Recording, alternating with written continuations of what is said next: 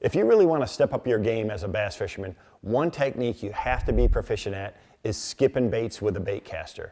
So you can get away with a spinning rod and lighter line and braided line, especially in skipping soft plastics and things around boat docks. But to be really, really efficient, you've got to be able to have a jig or a frog or some of these other baits and be able to put them back there with a baitcaster to have the power and the leverage to get a big fish out. So that technique is something that I've been doing for a lot of years, and I thought I was pretty good at. But when we went to the engineers at Lew's and said, hey, we really want to develop a skipping system, a baitcaster designed for it, and have the right rod, have the right setup to be able to do it, we came out with the Lew's Pro SP bait casting reel. And this reel right here is an absolute game changer. So I was pretty good before. With this setup right here, it makes me a magician, man. It's designed just for skipping and fishing, target fishing. It only holds about 40 yards of line. It's got a special designed spool with a knot slot in it, so you don't feel that knot or anything as the line starts to go out.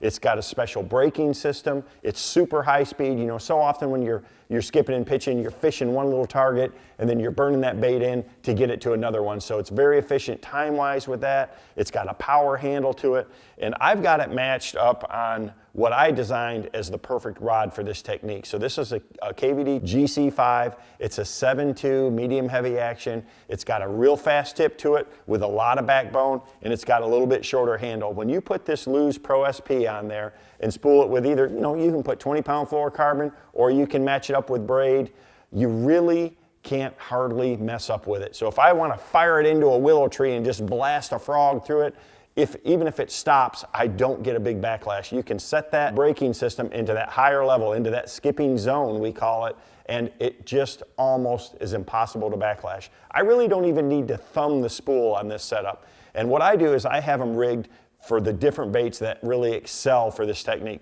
One for sure is the KVD Sexy Frog. I'm gonna have this set up with 50 or 65-pound braid. The bigger the diameter line you use, the smoother it is, and the less chances of you having any problems at all with any overrun or backlash on it. So again, 50 or 65-pound braid on that frog. I can just do that sidearm cast and just roll that bait right into that thick cover, through the bushes, underneath a willow tree, underneath a gap underneath a dock like this. It just really makes it very easy to get this technique down. This reel is a total game changer. The other bait that I throw a lot is a jig. The Andy Montgomery skipping jig, he's one of the guys that's really known for skipping baits around docks and things like that. Him and I are the ones that worked with the engineers to develop this reel for Lew's. So that jig meshed with to me, a rage bug is one of the best skipping baits added on it. It's got a screw lock keeper on it, so it really makes that trailer stay on there. It's not gonna slide down or anything like that. I've got it rigged with 20-pound fluorocarbon. If I'm fishing around clear water targets and things like that, fluorocarbon's the way to go. If it's real dirty water, really, really thick cover, man, I can go to braid with this as well. But same rod, that GC5, just fantastic for being able to skip a jig, and this jig skips like a dream.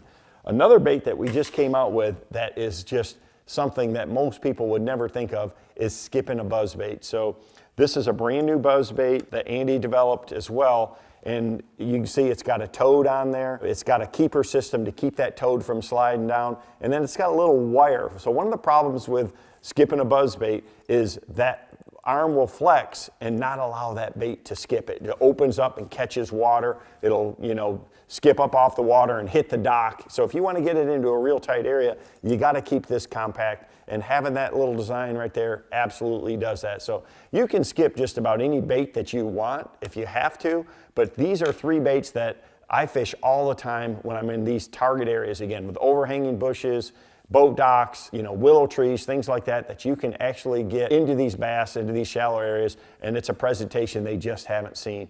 So if you have the right setup, it makes it easy to do. It doesn't take a lot of work or effort, a little bit of practice, and anyone can learn to skip a bait caster. This just makes it very easy and efficient. Just like that.